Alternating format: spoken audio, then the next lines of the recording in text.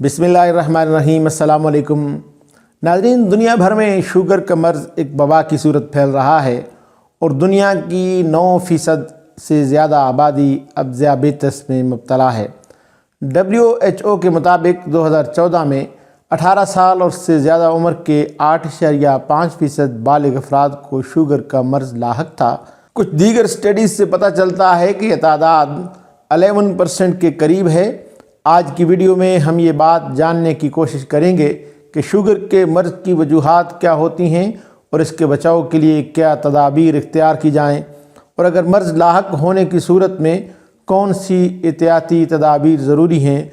तो मैं हूँ डॉक्टर मोहम्मद असलम फ़हीम और आप सबको बहुत बहुत वेलकम करता हूँ अपने यूट्यूब चैनल पर। अगर आप मेरे चैनल पर पहली बार तशरीफ़ लाए हैं तो नीचे दिए गए सुर्ख रंग के बटन को क्लिक कर दीजिए और उसके साथ लगे बेल आइकन को भी प्रेस कर दीजिए ताकि ऐसी ही वीडियोस आपको आइंदा भी मिलती रहें।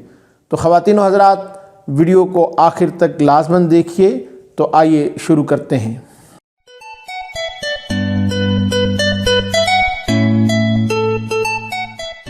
नाज़रीन, अगर आपको शुगर है या आपका कोई अज़ीज़ शुगर में मुब्तला है तो आपको मालूम होना चाहिए कि शुगर एक मेटाबॉलिक डिज़ीज़ है जिसमें जिस्म इंसुलिन के ख़िलाफ़ मुज़ाहम हो जाता है। जब लबलबा मतलूबा मिक़दार में इंसुलिन बनाना बंद कर देता है।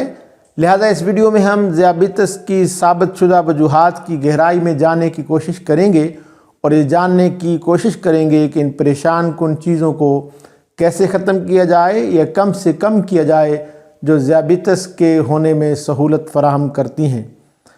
नाज़रीन, पिछली कई दिहाइयों में मुख्तलिफ़ उम्रों और नस्ली पस मंज़र के मज़ामीन पर मुश्तमिल मुतअद्दिद रिसर्च ने साबित किया है कि जानवरों की चर्बी, गोश्त, पनीर और दूध इंसुलिन की सतह को ज़्यादा कार्बोहाइड्रेट वाली खुराक के बराबर मिक़दार से ज़्यादा बढ़ाती है।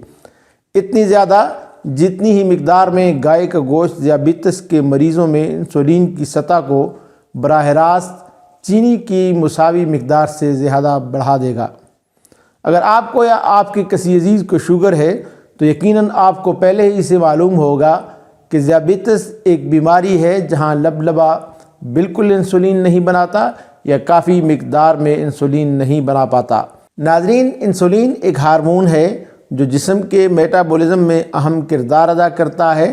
इंसुलिन वो हार्मोन है जो जिस्म को खून में ग्लूकोज का इस्तेमाल इसको तवानाई में तब्दील करने के लिए करता है जिसकी हमारे जिस्म को ज़रूरत होती है।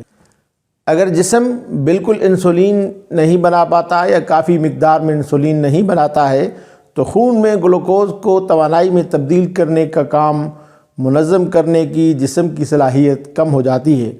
ये खून में ग्लूकोज की ज़्यादती का सबब बनता है जिसे आम तौर पर खून में शक्कर की सतह भी कहा जाता है। खून में ग्लूकोज को तवानाई में तब्दील होने की बजाय आपके खून में इजाफ़ी ग्लूकोज मौजूद रहता है जिसे उर्फ़ आम में शुगर, ज़ियाबितस या डायबिटीज़ के नाम से पुकारा जाता है।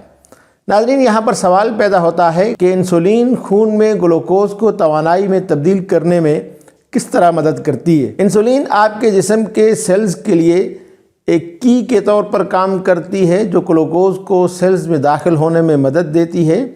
इंसुलिन खुद को सेल की झिल्ली से जोड़कर सेल में ग्लूकोज के दाखिल होने का दरवाज़ा खोल देती है।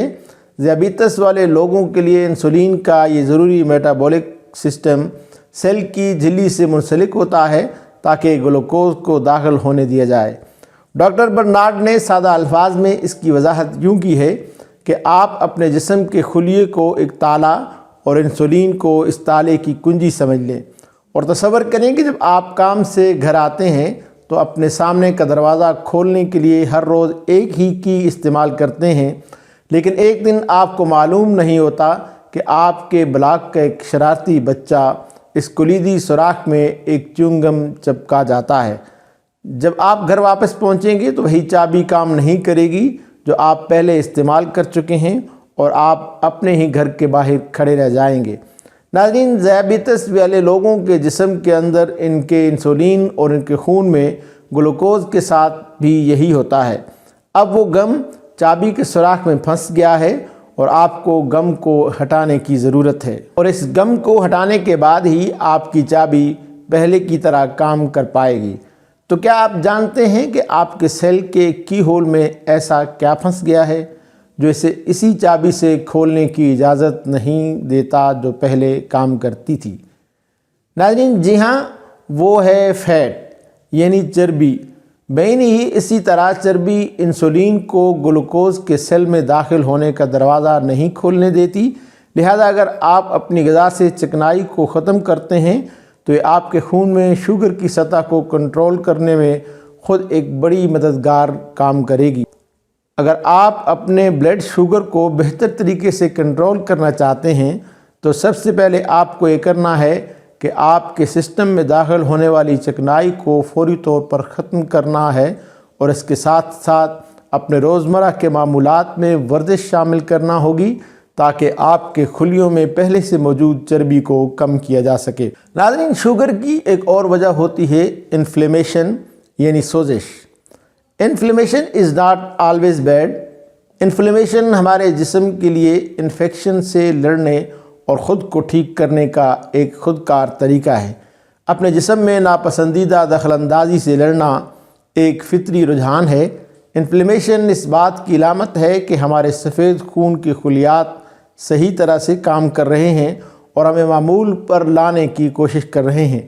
انفلیمیشن کی کچھ عام علامات درد، گلے میں خراش، بخار، سر درد، سوجن اور خارش ہیں، لیکن اکثر انفلیمیشن خود کو علامات میں ظاہر نہیں کرتی ہے، تب یہ سب سے زیادہ خطرناک ہوتی ہے، اور یوں یہ کرونک انفلیمیشن میں بدل جاتا ہے۔ کرونک انفلیمیشن ایک لانگ ڈیولپنگ سنڈروم ہے جو طویل عرصے تک برقرار رہتا ہے، اور یوں یہ انفلیمیشن انسولین کے خلاف مزاحمت کو بڑھاتی ہے اور ذیابیطس کی پیچیدگیاں پیدا کرتی ہے۔ لہذا مختصراً، شدید انفلیمیشن جس کی علامات شدید اور اچانک شروع ہوتی ہیں فطری امر ہے جو ایک صحت مند نظام کی نمائندہ ہے جو خود کو بچانے اور ٹھیک کرنے کی کوشش کر رہا ہے، لیکن کرونک انفلیمیشن جس کی کوئی علامات نہیں ہوتی ہمارے طویل مدتی صحت کے لیے نقصان دہ ہے۔ کرونک انفلیمیشن انسولین کی حساسیت کو شدید طور پر کم کر دیتی ہے، جس کی وجہ سے ذیابیطس یا مزید جسمانی پیچیدگیاں پیدا ہونے کے امکانات ہوتے ہیں۔ ناظرین، کرونک انفلیمیشن سے نکلنے کا راستہ آسان ہے، پھر بھی ہم اکثر اسے نظر انداز کرتے ہیں۔ سب سے اہم چیز تناؤ کو کم کرنا ہے۔ اپنے جذباتی اور ذہنی جسمانی تناؤ کو کم کریں۔ ایسے کھانوں سے پرہیز کر کے اپنے جسمانی تناؤ کو کم کریں جو آپ کے ہاضمے پر دباؤ ڈالتے ہیں۔ زہریلی مادوں، کیفین، کولا، ڈبے میں بند کھانے میں پائے جانے والے کیمیکلز وغیرہ سے حتی الامکان بچیں۔ اچھی طرح سوئیں، یہ ہمارے قدرتی شفایابی کے رجحان کا سب سے زیادہ نظر انداز شدہ پہلو ہے۔ مناسب نیند آپ کے جسم کو خود کو ٹھیک کرنے کا موقع فراہم کرتی ہے۔ اپنے جسم کو ٹھیک ہونے کا موقع فراہم کرنے پر ہرگز دھوکہ نہ دیں۔ اپنے جسم کو ذہنی طور پر قوت فراہم کریں، اسے میکرو غذائی اجزاء سے بھریں۔ اپنے دن کی شروعات ایک غذائیت سے بھرپور الکلائزنگ سموتھی بریک فاسٹ کے ساتھ کریں۔ ناظرین، پچھلی کئی دہائیوں میں ذیابیطس پر متعدد اسٹڈیز کی گئی ہیں۔ ذیابیطس کے خطرے کے عوامل میں سے کوئی بھی آبادی کے تمام تغیرات کی وضاحت نہیں کر سکتا، لیکن ایک بات واضح طور پر سامنے آئی ہے کہ تناؤ کی وجہ سے نیورو انڈوکرائن چینجز ذیابیطس میں معاون ثابت ہوتی ہیں۔ ریسرچ سے یہ بھی معلوم ہوا ہے کہ سٹریس نہ صرف ذیابیطس کے آغاز کا باعث بنتا ہے بلکہ اگر اسے قابو میں نہ رکھا جائے تو اس میں اضافہ بھی کرتا ہے۔ تناؤ جذباتی طرز عمل، ذہنی یا جسمانی دونوں طرح کا ہو سکتا ہے۔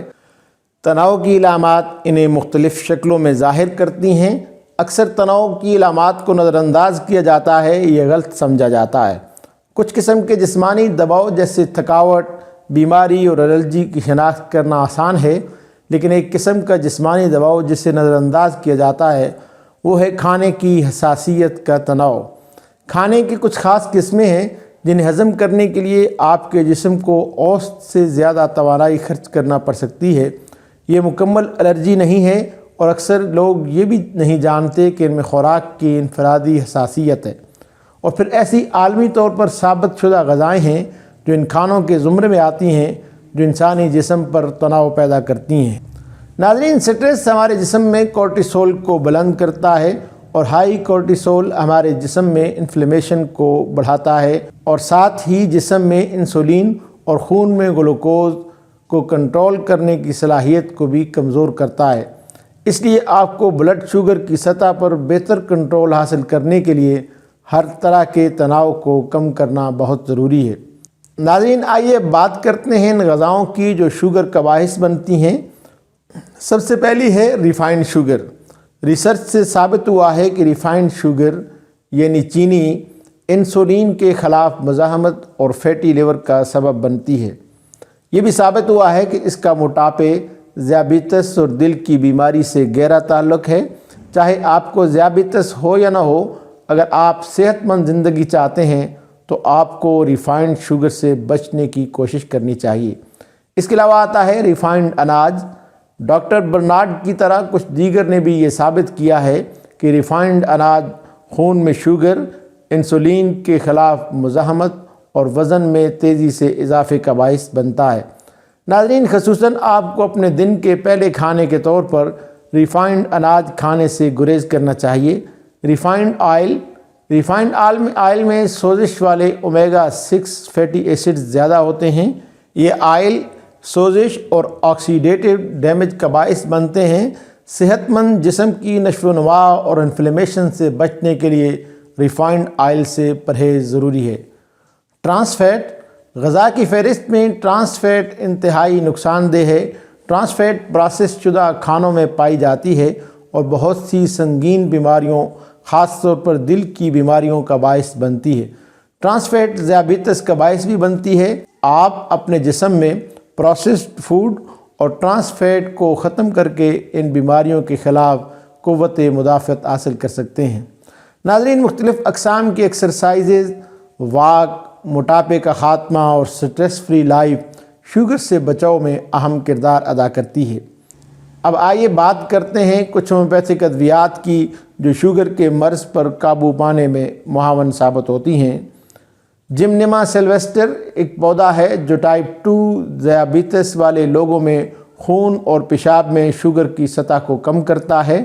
یورینیم نائٹریکم اور فاسفورک ایسڈ ان لوگوں کے لیے بہت فائدہ مند ہومیوپیتھک دوائیں ہیں جنہیں ڈائیابیٹس پولیڈپسیا کی وجہ سے بہت زیادہ پیشاب کرنے کی تکلیف ہوتی ہے۔ ایپس میلیفیکا پیشاب کے بہاؤ کو بہتر بنانے میں مدد کر سکتی ہے اور آپ کے جسم سے اضافی لیکوڈ کو خارج کرنے میں مدد دیتی ہے۔ ذیابیطس کے باعث پیشاب میں البومن کا اخراج اور قطرہ قطرہ پیشاب کے ساتھ جلن ہو تو کینتھرس مفید دوا ہوتی ہے۔ ناظرین، کیلنڈولا میری گولڈ کو متاثرہ جلد کے السر اور زخموں کے علاج کے لیے لوشن کے طور پر استعمال کیا جا سکتا ہے۔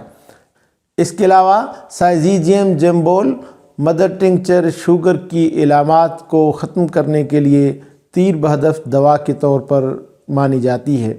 ناظرین، یہ سبھی دوائیں یا کوئی بھی دوا استعمال کرنے سے پہلے اپنے قریبی ہومیوپیتھک معالج سے مشورہ ضرور کیجیے یا پھر ہمیں واٹس ایپ کیجیے، کال کیجیے یا بالمشافہ ملاقات کے لیے تشریف لائیے، اس لیے کہ ہم آپ کی تکلیف کو زیادہ بہتر طریقے سے سمجھ سکتے ہیں۔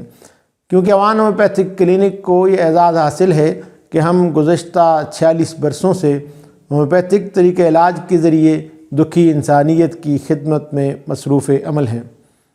آپ کو کوئی اور سوال پوچھنا ہو، کسی بیماری کے متعلق جاننا چاہتے ہوں یا کسی ہومیوپیتھک دوا کے متعلق آپ کا کوئی سوال ہو تو کمنٹس باکس میں اس کا اظہار ضرور کیجئے۔ امید ہے آپ کو یہ ویڈیو پسند آئی ہوگی۔ ویڈیو اچھی لگی ہے تو اسے لائک کیجئے، شیئر کیجئے اپنے فرینڈز، فیملی اور اپنے پیاروں کے ساتھ تاکہ انہیں بھی بینیفٹ مل سکے۔ اگر آپ نے ابھی تک میرے چینل کو سبسکرائب نہیں کیا تو نیچے دیے گئے سرخ رنگ کے بٹن کو کلک کر دیجئے اور اس کے ساتھ لگے بیل آئیکن کو بھی پریس کر دیجئے تاکہ ایسی ہی ویڈیوز آپ کو آئندہ بھی ملتی رہیں۔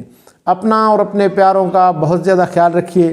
ملتے ہیں بہت جلد ایک نئی ویڈیو کے ساتھ، تب تک کے لیے اجازت دیجیے۔ اللہ حافظ۔